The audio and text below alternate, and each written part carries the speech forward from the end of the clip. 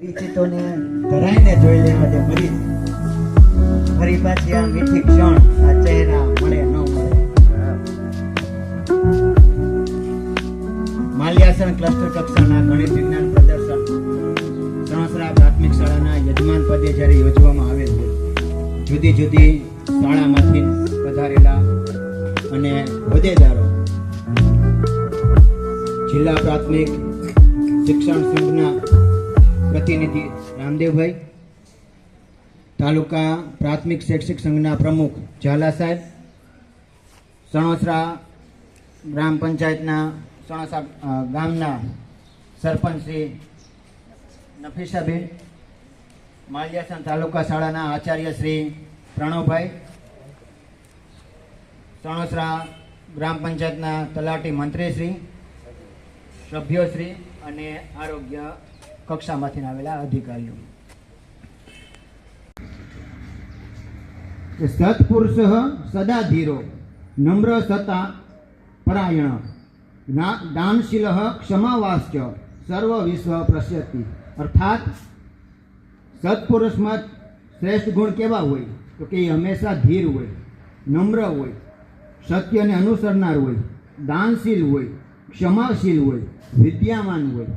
આ તમામ ગુણો જે શ્રેષ્ઠ ગુણોની વ્યાખ્યામાં આવે છે એ શ્રેષ્ઠ ગુણો પારુલબેનમાં જોવા મળે છે. આ શાળાના આચાર્ય પારુલબેન.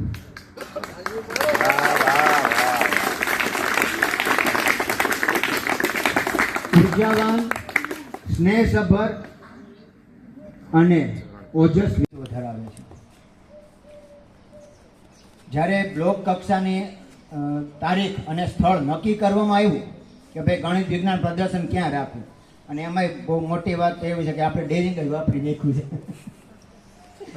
કારણ કે 15 ક્લસ્ટરમાંથી માલ્યાસન ક્લસ્ટર એક જ એવું છે કે જેણે પહેલા સત્રમાં જ ગણિત વિજ્ઞાન પ્રદર્શન કરી નાખ્યું, બાકી બધું પછી સત્રમાં રાખવાના છે. એટલે પછી કીધું જે થવું થઈ જાય. એટલે આપણે એના માટે તારીખ નક્કી થાય, સ્થળ નક્કી થયું. મેં બેનને પૂછ્યું પણ નહીં. સંકલન બેઠક પૂરી થયા બાદ મેં બેનને ફોન કર્યો કે ભાઈ મેં સ્થળે આપી દીધું છે, તારીખે આપી દીધું છે. એટલે બેને એની અલગ લાક્ષણિકતા આગવી છટાથી મને 3 શબ્દ કીધા: કરી નાખશું, થઈ જશે, ચિંતા કરવામાં. એટલે 80% ભારાંક જે મારો છે ટેન્શનનો એ શું થઈ ગયો? હળવો થઈ ગયો. વર્ક મેનેજમેન્ટનું આગવું પાસું જે કહેવાય ને કે ગુણ જોવા મળતો હોય ને, એકદમ માઇક્રો પ્લાનિંગ, આખા કાર્યક્રમનો ચિતાર, રૂપરેખા કેવી રીતે કરવું, એ જો તમારે શીખવું હોય તો મને એવું લાગે છે કે પારુલબેન પાસેથી શીખા જેવું છે. એની પાસે વર્ક મેનેજમેન્ટ અને એને લગતું જે આખી સ્ક્રિપ્ટ, એને લગતું જે શું હતું એમાં ફજર ફાળકા હતા ને, અને એમાં બેસવાનું, જુદી જુદી રાઇટ્સ હતી, નાસ્તો કરવાનો, આઈસ્ક્રીમ ખાવાનું, એવું બધું હતું, રમકડા લેવાના. હવે આપણે વિજ્ઞાન મેળો કરીએ છીએ. એટલે વિજ્ઞાન મેળામાં તમારે જે તમે તમારો વિચાર આપ્યો હશે એના ઉપર સંશોધન થયું હશે અને એને તમારા શિક્ષકોએ આખી રૂપરેખા આપેલી હશે અને કૃતિ નિર્માણ પામેલી હશે, મોડેલ નિર્માણ પામેલું હશે. આપણે જનરલી જોતા હોઈએ છીએ કે ભાઈ સાયન્સ છે ને, તમને રસ એટલા માટે હું વાત તમને કહું છું. સાયન્સ એટલે વિજ્ઞાન. વિજ્ઞાન છે ને એ સંશોધન, સાહસ અને સંઘર્ષનો વિષય છે. એટલે એમાં પાગલપન લાવવું પડે. શું લાવવું પડે? પાગલપન. એ પાગલપન વગર કોઈ પણ કાર્ય થઈ શકે નહીં. તમે નોબેલ પારિતોષિક સાંભળ્યું? જો મિત્રો, કહી દેવું અને કરવું આમાં ઘણો બધો ફેરફાર આવતો હોય છે, બરોબર? કહી દેવું એટલે હુકમ કરી દેવો, આ કરી નાખજો, તે કરી નાખજો, પણ એની પાછળ જે નાનું વિચારીને કરવું ને બહુ અઘરી વાત છે. આપણી ઘરે પ્રસંગ હોય ને એટલે ઘણો એમાં છૂટી જતું હોય, એટલે આવું થોડું ઘણું રહે.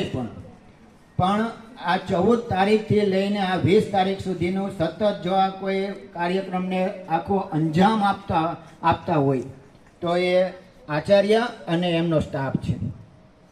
આવું સ્પિરિટ વૈજ્ઞાનિક જેને આલ્ફ્રેડ નોબેલ કહેવામાં આવે છે. કદાચ નામ હું ભૂલી ગયો હોય તો આલ્ફ્રેડ નોબેલ જ છે.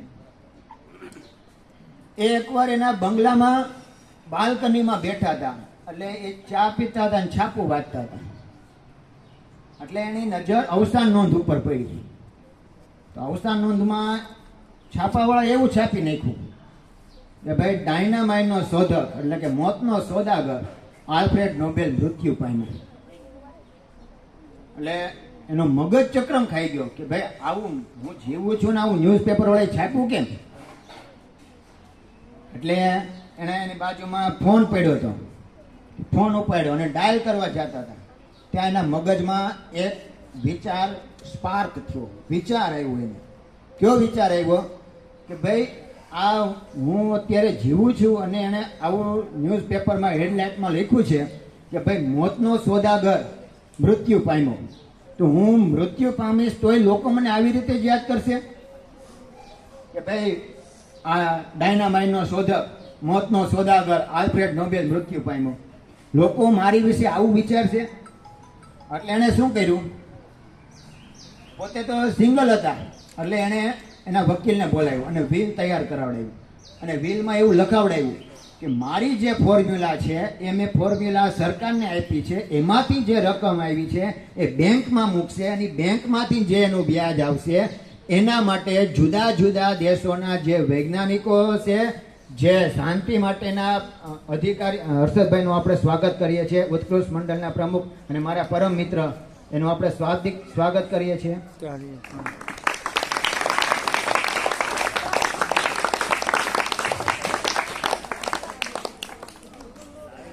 હર્ષદભાઈને હું વિનંતી કરું કે તેઓ સ્ટેજ પર આવે અને પારુલબેનને વિનંતી કરું કે તેઓ પુષ્પ અને પુસ્તક આપીને એનું સન્માન કરે. એવી જ રીતે આપણે ધમલપર પ્રાથમિક બિલમાં આવો ટર્મ એન્ડ કન્ડિશન મૂકી અને એના પેરામીટર માપદંડ નક્કી કરવામાં આવ્યા અને એને પછી રિલીઝ કરવામાં આવ્યું. એટલે જ્યારે પણ 1 વર્ષ પૂરું થાય એટલે જે દેશના હોય બરોબર, જેણે ફિઝિક્સમાં, કેમેસ્ટ્રીમાં, બાયોલોજીમાં, અર્થશાસ્ત્રમાં, સાહિત્યમાં કે શાંતિ માટે કોઈ ઉમદા કાર્ય કર્યું હોય એને આલ્ફ્રેડ નોબેલના નામે બરોબર નોબેલ પારિતોષિક છે એ આપવામાં આવે છે. મિત્રો, વિદ્યા છે ને એ કેવી રીતે ઉપયોગ કરવી એ આવડવી જોઈએ. ડાયનામાઇટની જે બોમ્બ બનાવવાની પદ્ધતિ હતી એ કદાચ એણે એમનેમ દઈ દીધી હોત અને કોઈ વિશ્વયુદ્ધ થયું હોત અને કોઈ દેશ ઉપર એને જોયા પ્રહાર કર્યો હોત તો એને પેઢી દર પેઢી વિકલાંગ બાળકો જન્મ. આ ફોર્મ્યુલાથી વિકલાંગ બાળકો જન્મે. એના બદલે એને કેવા ઉપયોગ કર્યો, સત્કાર્યને માટે ઉપયોગ કર્યો. એવી જ રીતે 16 આ આપણે શીખવાનું છે. એડિસન, થોમસ આલ્વા એડિસનની મારે તમને જે બહુ લાંબો વાત નથી કરવી, ટૂંકી વાત કરી દઉં. એડિસન બીજા ધોરણમાં ભણતો એટલે શિક્ષકોને બહુ સવાલ. ત્યારબાદ સભ્યશ્રીઓ, જિલ્લા શૈક્ષિક સંઘના પ્રમુખ ઝાલા સાહેબ, ત્યારબાદ આપણે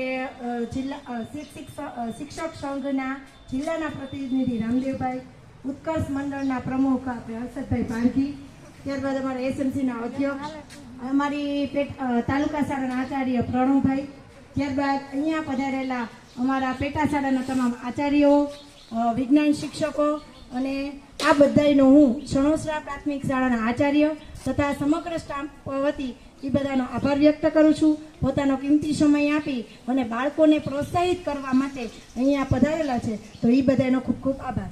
ત્યારબાદ હું અહીંયા મારી જે ટીમ છે આખી અમારા સણોસરાના બધા શિક્ષકો ભાઈઓ બહેનો, એમાં આખી મારી ટીમ છે એ મારા A થી Z સુધીના બધા કાર્યક્રમમાં એટલો બધો સહકાર આપે છે કે મારે કોઈને કંઈ કહેવું પડતું નથી. ખાલી આપણે એના કામ સોંપી દે એટલે એનું કામ એ પરફેક્ટ એના ટાઈમે કરી દે છે. એટલે આ બધાય મારી આખી ટીમનો પણ ખૂબ ખૂબ આ સમયે હું આભાર વ્યક્ત કરું છું.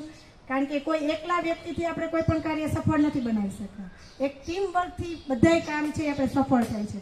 તો અમારી આખી શાળા છે એક ટીમ વર્કથી કામ કરે છે. તો આ બદલ એ બધાનો પણ હું આભાર વ્યક્ત કરું છું. અહીંયા પધારેલા સૌ આપણે વિજ્ઞાનના જે કૃતિ લઈને આવેલા છે એ બાળકોનો પણ આભાર વ્યક્ત કરું છું. અને અમારા શાળાના વિદ્યાર્થીઓ પણ છે એ આ શાળાના દરેક કાર્યમાં અત્યાર સુધી ખૂબ જ સહકાર આપેલો છે. તો અમારા બાળકોને પણ હું આભાર વ્યક્ત કરું છું. હવે આપણે અને તાલુકા પંચાયતના પ્રમુખ ચેતનભાઈ આ બે તરફથી ફોલ્ડર ફાઇલ ભાગ લીધો એ વિદ્યાર્થીઓને પ્રોત્સાહન રૂપે ગિફ્ટમાં આપવામાં આવે છે. તો હવે આપણે આગળનો કાર્યક્રમ શરૂ કરશું.